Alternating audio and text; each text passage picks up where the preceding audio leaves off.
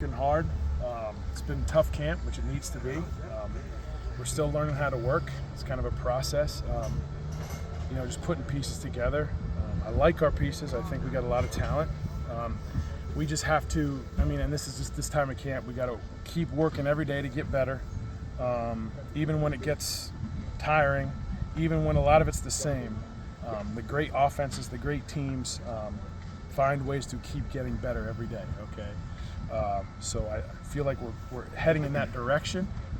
We still have a ways to go, but that's what camp is and that's what it's for. So I feel good about where we are. I like our progress. I think it's a work in progress, but we'll get there.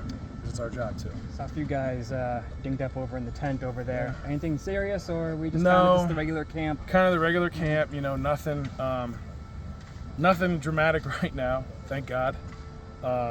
And that's always about staying healthy, taking care of these guys, but also making sure they're getting enough work to kind of harden themselves and be ready to go through that stretch. So it's a fine line. We'll rest them when we need to, and sometimes when it's time to go, you got to go, because there's going to be days where games you don't feel great, but you got to go. So I think that's part of this whole process. And those guys who were in the tent, all the reports I got is they'll be back within, tomorrow, couple days, nothing drastic. Progress. Are you feeling any more comfortable year two as an offensive coordinator, or does it matter because you've been here before? It's good. It's definitely a different role for me because last year I was just so immersed, right? O-line, calling the plays, all that stuff. So really, for me, being the coordinator kind of became a Thursday, Friday, Saturday job, if that makes sense, right? Because my first job, I had to get the guys ready to play, make sure they were prepared to play. And then I could kind of focus on myself those last couple of days. So I can be a lot more big picture this year, feeling a lot more comfortable. I like the role I have now because now I can kind of have a relationship with everybody. It's not just the O-line. I can go sit in the wideout room and go talk to those guys. I can go sit in the running back room and kind of get to know those guys. So it's been really good. The fight always is going to be, with more time on my hands with certain things, is not to overthink things, okay? I'm not sitting in a position room all the time, so I need to really, it's about getting in tune with my coaches. Is this too much right now? All right, do we need to scale it back, or can we push them?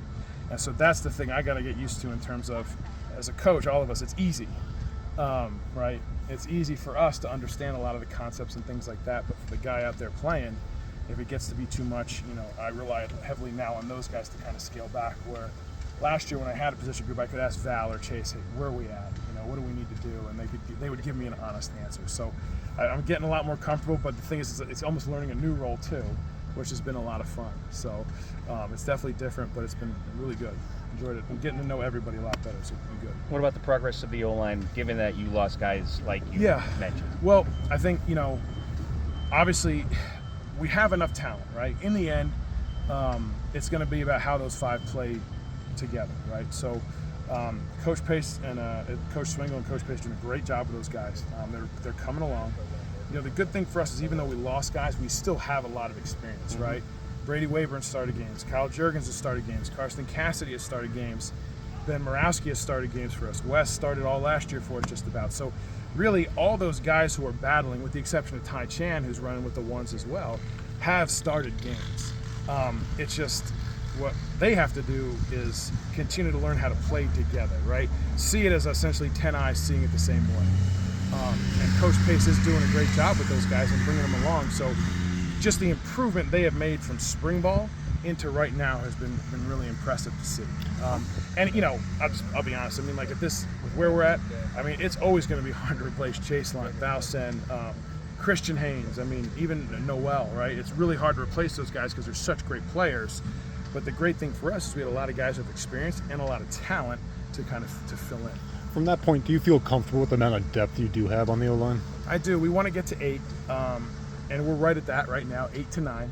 And then we're just asking young guys to step up, like Darren McLaughlin as a center. The big thing for him is his development, and he's doing a great job, but to keep coming along, because it's one of those things where we want to feel comfortable putting him in the game, and that's his goal, so we don't need to move Karsten Cassidy back to center, if that makes sense. So his development's critical, but I feel good about the depth.